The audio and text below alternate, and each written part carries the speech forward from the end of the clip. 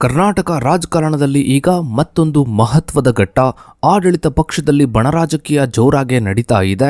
ಮುಖ್ಯಮಂತ್ರಿ ಕುರ್ಚಿಗಾಗಿ ತೆರೆಮರೆಯಲ್ಲಿ ಅಧಿಕಾರ ಬದಲಾವಣೆಯ ಲೆಕ್ಕಾಚಾರಗಳು ನಡೀತಾ ಇವೆ. ಪಕ್ಷದೊಳಗೆ ಉಂಟಾಗಿರುವ ಆಂತರಿಕ ಬಿಕ್ಕಟ್ಟು ಮತ್ತು ಪ್ರಭಾವಿ ನಾಯಕರ ನಡುವಿನ ಶೀತಲ ಸಮರ. ಮುಖ್ಯಮಂತ್ರಿ ಸ್ಥಾನಕ್ಕಾಗಿ ನಡೀತಾ ಇರುವ ಈ ಸ್ಪರ್ಧೆಯನ್ನ, ಪೈಪೋಟಿಯನ್ನ ನಿಲ್ಲಿಸುವುದಕ್ಕೆ ಹೈಕಮಾಂಡ್ ಯಾವ ನಿರ್ಧಾರವನ್ನ ತಗೊಂಡಿದೆ? ಈ ಬಣ ರಾಜಕೀಯವು ರಾಜ್ಯದ ಅಭಿವೃದ್ಧಿ ಮತ್ತು ಆಡಳಿತ ವ್ಯವಸ್ಥೆಗಳ ಮೇಲೆ ಹೇಗೆ ಪರಿಣಾಮ ಬೀರಲಿದೆ? ಇದರ ಬಗ್ಗೆ ಒಂದು ವಿಶೇಷ ವರದಿ ಇದೆ, ಬನ್ನಿ ನೋಡ್ತಾ ಹೋಗೋಣ. ಸ್ನೇಹಿತರೆ, ಕರ್ನಾಟಕ ರಾಜ್ಯ ರಾಜಕಾರಣದಲ್ಲಿ ಕಾಂಗ್ರೆಸ್ ಪಕ್ಷ ಅಧಿಕಾರಕ್ಕೆ ಬಂದಾಗಿನಿಂದಲೂ ನಾಯಕತ್ವ ಬದಲಾವಣೆಯ ಚರ್ಚೆ ನಿರಂತರವಾಗಿದೆ. ಅದರಲ್ಲೂ ಕಳೆದ 6-7 ತಿಂಗಳಿನಿಂದ ಈ ಚರ್ಚೆ ತುಂಬಾ ಜೋರಾಗಿ ನಡೀತಾ ಇದೆ. ವಿಶೇಷವಾಗಿ ದಸರಾ ಹಬ್ಬದ ನಂತರ ನವೆಂಬರ್ ಕ್ರಾಂತಿಯ ಮಾತುಗಳು ಮತ್ತೆ ಮುನ್ನೆಲೆಗೆ ಬಂದಿವೆ.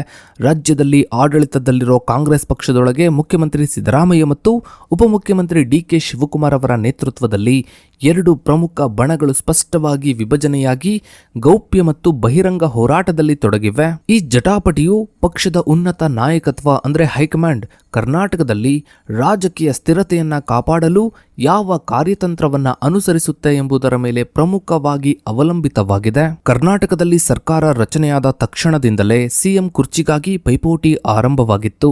ಈ ರಾಜಕೀಯ ಪರಿಸ್ಥಿತಿಯು ದಿನಕ್ಕೊಂದು ತಿರುವು ಪಡೆದಿತ್ತು. ಮುಂದಿನ ಬೆಳವಣಿಗೆಗಳನ್ನ ಅಂದಾಜು ಮಾಡಲು ಸಾಧ್ಯವಾಗ್ತಾ ಇಲ್ಲ. ಕಾಂಗ್ರೆಸ್ ಪಾಳೆಯದಲ್ಲಿ ಬಹಿರಂಗವಾಗಿ ನಾಯಕತ್ವ ಬದಲಾವಣೆಯ ಬಗ್ಗೆ ಮಾತನಾಡಲು ಕೆಲವರು ಧೈರ್ಯ ಮಾಡಿದ್ದರೂ ಸಿದ್ದರಾಮಯ್ಯ ಅವರು ಕೆಳಗಿಳಿಯುವುದು ಖಚಿತ ಎಂಬ ಸಂದೇಶವನ್ನು ರವಾನಿಸಲು ಗೌಪ್ಯ ಸಭೆಗಳು ಮತ್ತು ಲಾಬಿಗಳು ನಡೀತಾ ಇವೆ. ಈ ಭಿನ್ನಾಭಿಪ್ರಾಯಗಳು ನಾಯಕರ ನಡುವೆ ಮುಸುಕಿನ ಗುದ್ದಾಟಕ್ಕೆ ಕಾರಣವಾಗಿದೆ. ಸಿಎಂ ಕುರ್ಚಿಯ ಜಟಾಪಟಿಯಲ್ಲಿ ಕೇಂದ್ರ ಬಿಂದುವಾಗಿರುವುದು ಸಿದ್ದರಾಮಯ್ಯ ಮತ್ತು ಡಿ.ಕೆ. ಶಿವಕುಮಾರ್ ನಡುವೆ 2.5 ವರ್ಷಗಳ ಅಧಿಕಾರ ಹಂಚಿಕೆ ಸೂತ್ರದ ಕುರಿತು ಮಾಡಿಕೊಂಡಿದ್ದಾರೆ ಎನ್ನಲಾದ ಒಪ್ಪಂದ.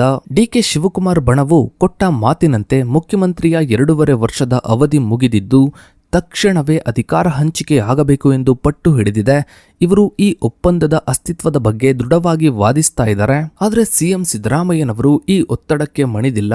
ಚಾಮರಾಜನಗರದಲ್ಲಿ ಮಾತನಾಡಿದ ಇವರು, ಜನರು ಬಯಸಿದರೆ ಮತ್ತು ಹೈಕಮಾಂಡ್ ನಿರ್ಧರಿಸಿದರೆ ಮುಂಬರುವ ಬಜೆಟ್ ಅನ್ನು ತಾವೇ ಮಂಡಿಸುವುದಾಗಿ ತಿಳಿಸಿದ್ದಾರೆ. ಇದಷ್ಟೇ ಅಲ್ಲದೆ ಅಧಿಕಾರ ಹಸ್ತಾಂತರ ಕೇವಲ ರಾಜಕೀಯ ವಲಯದಲ್ಲಿ ಕೇಳಿಬರ್ತಾ ಇರುವ ಮಾತುಗಳು, ವರಿಷ್ಠರ ಸಮ್ಮುಖದಲ್ಲಿ ಇದ್ಯಾವುದು ನಡೆದಿಲ್ಲ ಎಂಬ ಸಂದೇಶವನ್ನು ರವಾನಿಸಿದ್ದಾರೆ.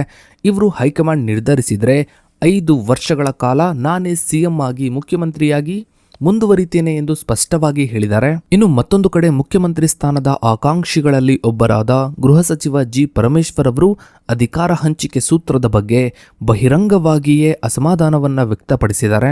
ಈಗ ಒಪ್ಪಂದ ಆಗಿದೆ ಎನ್ನುವುದಾದರೆ ನಾವೆಲ್ಲ ಯಾಕಿರಬೇಕು? ಅವರಿಬ್ಬರೇ ಅಂದ್ರೆ ಸಿದ್ದರಾಮಯ್ಯ ಮತ್ತು ಡಿ.ಕೆ. ಶಿವಕುಮಾರ್ ಅವರಿಬ್ಬರೇ ರಾಜಕಾರಣ ನಡೆಸಲಿ ಎಂದು ಪ್ರಶ್ನಿಸುವ ಮೂಲಕ ಯಾವುದೇ ಆಂತರಿಕ ಒಪ್ಪಂದಗಳಿಗೆ ಹೈಕಮಾಂಡ್ ಅಂತಿಮ ನಿರ್ಧಾರವೇ ಮುಖ್ಯ ಎಂದು ಪ್ರತಿಪಾದಿಸಿದರು. ಇನ್ನು ಮತ್ತೊಂದು ಕಡೆ ಡಿ.ಕೆ. ಶಿವಕುಮಾರ್ ಬಣವು ಹೈಕಮಾಂಡ್ ಮೇಲೆ ಒತ್ತಡವನ್ನ ಹೇರಲು ಬಲ ಪ್ರದರ್ಶನದ ತಂತ್ರವನ್ನ ಅನುಸರಿಸ್ತಾ ಇದೆ. ಡಿ.ಕೆ. ಶಿವಕುಮಾರ್ ಅವರ ಬೆಂಬಲಿತ ಶಾಸಕರು ತಂಡೋಪತಂಡವಾಗಿ ದೆಹಲಿಗೆ ತೆರಳಿ ಎಐಸಿಸಿ ಅಧ್ಯಕ್ಷ ಮಲ್ಲಿಕಾರ್ಜುನ್ ಖರ್ಗೆ ಅವರನ್ನ ಭೇಟಿ ಮಾಡುವ ಮೂಲಕ ತಮ್ಮ ಬಣದ ಬಲವನ್ನ ಪ್ರದರ್ಶಿಸಿದರು. ಈ ಒಕ್ಕಲಿಗ ಶಾಸಕರ ಪೆರೇಡ್ ಬಗ್ಗೆ ಪ್ರತಿಕ್ರಿಯಿಸಿದಾಗ ಡಿ.ಕೆ. ಶಿವಕುಮಾರ್ ಅವರು, ತಾವು ಬಣ ರಾಜಕಾರಣದಲ್ಲಿ ನಂಬಿಕೆ ಇಟ್ಟಿಲ್ಲ, ನಾನು 140 ಜನ ಶಾಸಕರಿಗೂ ಅಧ್ಯಕ್ಷ ಎಂದು ಹೇಳುವ ಮೂಲಕ ತಮ್ಮ ನಡೆಯನ್ನು ಸಮರ್ಥಿಸಿಕೊಳ್ಳಲು ಮತ್ತು ಗುಂಪುಗಾರಿಕೆಯ ಆರೋಪವನ್ನ ತಗ್ಗಿಸಲು ಪ್ರಯತ್ನಿಸಿದರು. ಹಲವು ಶಾಸಕರು ಗೌಪ್ಯವಾಗಿ ಹೈಕಮಾಂಡ್ ನಾಯಕರನ್ನ ಭೇಟಿಯಾಗಿ ಸಂಪುಟ ಸೇರಲು ತೀವ್ರ ಲಾಬಿ ನಡೆಸ್ತಾ ಇದ್ದಾರೆ. ಆದರೆ ಈ ಒತ್ತಡ ರಾಜಕಾರಣಕ್ಕೆ ಹೈಕಮಾಂಡ್ ಸಂಪೂರ್ಣವಾಗಿ ಬಗ್ಗಿಲ್ಲ. ದೆಹಲಿಗೆ ತೆರಳಿದ ಕೆಲವು ಶಾಸಕರಿಗೆ ಹೈಕಮಾಂಡ್ ಭೇಟಿಯಾಗೋದಕ್ಕೆ ಅವಕಾಶವನ್ನೇ ನೀಡಿಲ್ಲ. ಇದರಿಂದಾಗಿ ಇವರು ಬರಿಗೈಯಲ್ಲಿ ಹಿಂದಿರುಗುವ ಪರಿಸ್ಥಿತಿ ಉಂಟಾಯಿತು. ಬಳಿಕ ಇವರು ತಾವು ಹೈಕಮಾಂಡ್ ಭೇಟಿಗೆ ಬಂದಿಲ್ಲ, ಸರ್ಕಾರದ ಕೆಲಸಕ್ಕಾಗಿ ಬಂದಿರುವುದಾಗಿ ಹೇಳಿಕೆಯನ್ನ ನೀಡಬೇಕಾಯಿತು. ಕಾಂಗ್ರೆಸ್ನ ಆಂತರಿಕ ವ್ಯವಸ್ಥೆಯಲ್ಲಿ ಲಿಖಿತ ಅಧಿಕಾರ ಹಂಚಿಕೆ ಒಪ್ಪಂದಗಳು ಅಪರೂಪ. ಹೀಗಾಗಿ ಈ ಸೂತ್ರವು ಮೌಖಿಕ ಭರವಸೆ ಅಥವಾ ಷರತ್ತುಬದ್ಧ ಒಪ್ಪಂದವಾಗಿರುವ ಸಾಧ್ಯತೆ ಇದೆ. ಒಂದು ಕಡೆ ಸಿದ್ದರಾಮಯ್ಯ ಅವರು ಪೂರ್ಣಾವಧಿಗೆ ಮುಂದುವರಿಯುವ ಹೇಳಿಕೆಗಳನ್ನು ನೀಡ್ತಾ ಇದ್ರೂ ಡಿ.ಕೆ. ಶಿವಕುಮಾರ್ ಅವರ ಬಣವು ಕೊಟ್ಟ ಮಾತನ್ನ ಉಳಿಸಿಕೊಳ್ಳುವಂತೆ ಒತ್ತಡವನ್ನ ಹೇರ್ತಾ ಇದೆ. ಇನ್ನು ಕರ್ನಾಟಕದಲ್ಲಿ ಅಧಿಕಾರದ ಪೈಪೋಟಿ ಕೇವಲ ವೈಯಕ್ತಿಕ ನಾಯಕತ್ವದ ಮೇಲೆ ಮಾತ್ರ ನಿಂತಿಲ್ಲ. ಇದು ಆಯಾ ನಾಯಕರು ಪ್ರತಿನಿಧಿಸುವ ಜಾತಿ ಮತ್ತು ಪ್ರಾದೇಶಿಕ ಸಮೀಕರಣದ ಮೇಲೂ ಅವಲಂಬಿತವಾಗಿದೆ. ಸಿದ್ದರಾಮಯ್ಯ ಅವರು ಕುರುಬ ಸಮುದಾಯದವರಾಗಿದ್ದು ಇವರ ನಾಯಕತ್ವವು ಅಹಿಂದ ಮತ ಬ್ಯಾಂಕ್ನ ಬಲವನ್ನ ಆಧರಿಸಿದೆ. ಇವರ ಬೆಂಬಲಿಗರು ಸಿದ್ದರಾಮಯ್ಯ ಅವರನ್ನು ಹಿಂದುಳಿದ ನಾಯಕ ಎಂದು ಬಿಂಬಿಸ್ತಾ ಇದ್ದು ಇವರ ಬದಲಾವಣೆಯನ್ನ ವಿರೋಧಿಸ್ತಾ ಇದ್ದಾರೆ. ಸಿದ್ದರಾಮಯ್ಯ ಅವರ ಪರವಾಗಿ ಇವರ ಆಪ್ತ ಶಾಸಕರು ಬ್ಯಾಟಿಂಗ್ ಮಾಡ್ತಾ ಇದ್ದಾರೆ. ಆದರೂ ಸಿದ್ದರಾಮಯ್ಯ ಅವರ ಪುತ್ರ ಯತೀಂದ್ರ ಅವರು ತಮ್ಮ ತಂದೆಯ ರಾಜಕೀಯ ಜೀವನ ಅಂತಿಮ ಹಂತದಲ್ಲಿದೆ ಎಂಬ ಹೇಳಿಕೆ ನೀಡಿರುವುದು ಸಿಎಂ ಸ್ಥಾನಕ್ಕೆ ಸಂಬಂಧಿಸಿದ ಆಂತರಿಕ ನಿರ್ಧಾರಗಳ ಮುನ್ಸೂಚನೆಯಾಗಿ ಪರಿಗಣಿಸಲಾಗಿದೆ. ಇನ್ನು ಮತ್ತೊಂದು ಕಡೆ ಡಿಕೆ ಶಿವಕುಮಾರ್ ಅವರು ಒಕ್ಕಲಿಗ ಸಮುದಾಯದ ಪ್ರಬಲ ನಾಯಕರಾಗಿದ್ದು ಸಿಎಂ ಸ್ಥಾನಕ್ಕಾಗಿ ಪ್ರಬಲ ಪೈಪೋಟಿಯನ್ನ ನಡೆಸ್ತಾ ಇದ್ದಾರೆ. ಇವರಿಗೆ ವಿವಿಧ ಮಠಾಧೀಶರು ಮತ್ತು ಒಕ್ಕಲಿಗ ಶಾಸಕರು ಬೆಂಬಲವಿದೆ. ಡಿಕೆ ಶಿವಕುಮಾರ್ ಅವರು ತಮ್ಮದೇ ಆದ ಪ್ರತ್ಯೇಕ ತಂತ್ರವನ್ನ ಹೆಣೆದಿದ್ದಾರೆ.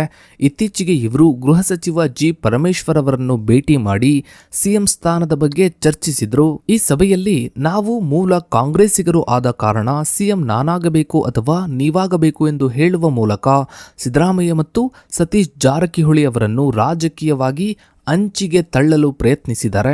ಇದು ಕಾಂಗ್ರೆಸ್ನ ಹಿರಿಯ ಮೂಲ ನಿಷ್ಠರನ್ನು ಒಗ್ಗೂಡಿಸಿ ಬಲ ಪ್ರದರ್ಶನ ಮಾಡುವ ಸ್ಪಷ್ಟ ಕಾರ್ಯತಂತ್ರವಾಗಿದೆ. ಇನ್ನು ಇದಷ್ಟೇ ಅಲ್ಲದೆ ಪ್ರಮುಖ ಆಕಾಂಕ್ಷಿಗಳಾದ ಸಿದ್ದರಾಮಯ್ಯ ಮತ್ತು ಡಿಕೆ ಶಿವಕುಮಾರ್ ಹೊರತಾಗಿ ಜಿ ಪರಮೇಶ್ವರ್, ಸತೀಶ್ ಜಾರಕಿಹೊಳಿ ಮತ್ತು ಎಂಬಿ ಪಾಟೀಲ್ ಅವರ ಹೆಸರುಗಳು ಕೂಡ ಸಿಎಂ ರೇಸ್ನಲ್ಲಿ ಮುಂಚೂಣಿಯಲ್ಲಿವೆ. ಈ ರಾಜಕೀಯ ಗೊಂದಲದ ನಡುವೆಯೇ ದಲಿತ ಮತ್ತು ಪರಿಶಿಷ್ಟ ಪಂಗಡದ ನಾಯಕರು ತಮ್ಮ ಪ್ರಾತಿನಿಧ್ಯವನ್ನು ಖಚಿತಪಡಿಸಿಕೊಳ್ಳಲು ಸಂಘಟಿತ ಪ್ರಯತ್ನವನ್ನ ನಡೆಸ್ತಾ ಇದ್ದಾರೆ. ಡಿಕೆ ಶಿವಕುಮಾರ್ ಅವರ ಮೂಲ ಕಾಂಗ್ರೆಸ್ಸಿಗ ವಾದವು ತಾತ್ಕಾಲಿಕವಾಗಿ ಹಿರಿಯ ದಲಿತ ನಾಯಕರೊಂದಿಗೆ ಮೈತ್ರಿ ಸಾಧಿಸಲು ಪ್ರಯತ್ನಿಸ್ತಾ ಇದ್ರು. ದಲಿತ ನಾಯಕರ ಈ ಗೌಪ್ಯ ಸಭೆಯು ಸ್ವತಂತ್ರವಾದ ಶಕ್ತಿ ಕೇಂದ್ರವನ್ನು ಸ್ಥಾಪಿಸುವ ಉದ್ದೇಶವನ್ನು ಸ್ಪಷ್ಟಪಡಿಸುತ್ತದೆ. ಸಿಎಂ ಬದಲಾವಣೆ ನಿರ್ಧಾರವನ್ನು ತೆಗೆದುಕೊಳ್ಳುವಾಗ ಹೈಕಮಾಂಡ್ಗೆ ಬಹುದೊಡ್ಡ ಸವಾಲಿರುವುದು ಸಿದ್ದರಾಮಯ್ಯರ ಸರ್ಕಾರ ರಚನೆಯ ವೇಳೆ ಸಾಧಿಸಲಾದ ಜಾತಿವಾರು ಮತ್ತು ಪ್ರಾದೇಶಿಕ ಸಮತೋಲನಕ್ಕೆ ಧಕ್ಕೆ ಬರದಂತೆ ನೋಡಿಕೊಳ್ಳುವುದು. ಮುಖ್ಯಮಂತ್ರಿ ಸಿದ್ದರಾಮಯ್ಯ ಅವರು ಸಂಪುಟ ರಚನೆಯಲ್ಲಿ ಸಾಮಾಜಿಕ ನ್ಯಾಯದ ಮಾನದಂಡಗಳನ್ನು ಅತ್ಯಂತ ಸೂಕ್ಷ್ಮವಾಗಿ ಅಳವಡಿಸಿಕೊಂಡಿದ್ದಾರೆ. ಇದು 2023ರ ಚುನಾವಣಾ ಗೆಲುವಿಗೆ ಪ್ರಮುಖ ಕಾರಣವಾಗಿದೆ.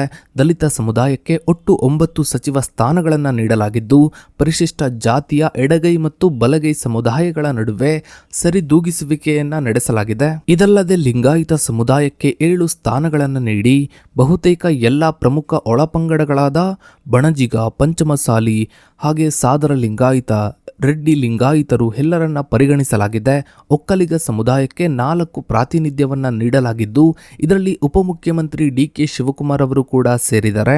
ಒಂದು ರೀತಿಯಲ್ಲಿ ಕರ್ನಾಟಕ ರಾಜಕೀಯದಲ್ಲಿ ಆಡಳಿತವನ್ನು ನಡೆಸೋದಕ್ಕೆ ಮುಖ್ಯಮಂತ್ರಿ ಸ್ಥಾನಕ್ಕೆ ಡಿಕೆ ಶಿವಕುಮಾರ್ ಅವರಿಗಿಂತ ಸಿದ್ದರಾಮಯ್ಯ ಅವರೇ ಬೆಸ್ಟ್ ಅಂತ ಹೈಕಮಾಂಡ್ಗೂ ಕೂಡ ಅನಿಸಿದೆ. ಹೀಗಾಗಿನೇ ಹೈಕಮಾಂಡ್ ಈ ವಿಚಾರದಲ್ಲಿ ಮೌನವನ್ನ ಕಾಯ್ದುಕೊಂಡಿದೆ. ಇನ್ನು ನಿಮ್ಮ ಪ್ರಕಾರ ಡಿಕೆ ಶಿವಕುಮಾರ್ ಅವರು ಮುಖ್ಯಮಂತ್ರಿ ಆಗ್ತಾರಾ ಅಥವಾ ಸಿದ್ದರಾಮಯ್ಯನವರೇ 5 ವರ್ಷಗಳ ಕಾಲವು ಮುಂದುವರಿತಾರಾ? ಎಲ್ಲವನ್ನ ತಪ್ಪದೆ ಕಮೆಂಟ್ ಸೆಕ್ಷನ್ ಅಲ್ಲಿ ಕಮೆಂಟ್ ಮಾಡಿ. ನಿಮ್ಮ ಅನಿಸಿಕೆ ಅಭಿಪ್ರಾಯಗಳನ್ನ ತಪ್ಪದೆ ಕಮೆಂಟ್ ಸೆಕ್ಷನ್ ಅಲ್ಲಿ ಕಮೆಂಟ್ ಮಾಡ್ತಾ ವಿಡಿಯೋಗೊಂದು ಲೈಕ್ ಮಾಡಿ, ವಿಡಿಯೋನ ಆದಷ್ಟು ಎಲ್ಲ ಕಡೆ ಶೇರ್ ಮಾಡಿ. ನೀವಿನ್ನು ನಮ್ಮ ಚಾನಲ್ಗೆ ಸಬ್ಸ್ಕ್ರೈಬ್ ಆಗಿಲ್ಲ ಅಂದ್ರೆ ಕೆಳಗಡೆ ಕಾಣೋ ಸಬ್ಸ್ಕ್ರೈಬ್ ಅನ್ನು ಕ್ಲಿಕ್ ಮಾಡಿ, ಹಾಗೆ ಪಕ್ಕದಲ್ಲಿ ಕಾಣೋ ಬೆಲ್ ಐಕಾನ್ ಕೂಡ ಕ್ಲಿಕ್ ಮಾಡಿ. ಥ್ಯಾಂಕ್ಸ್.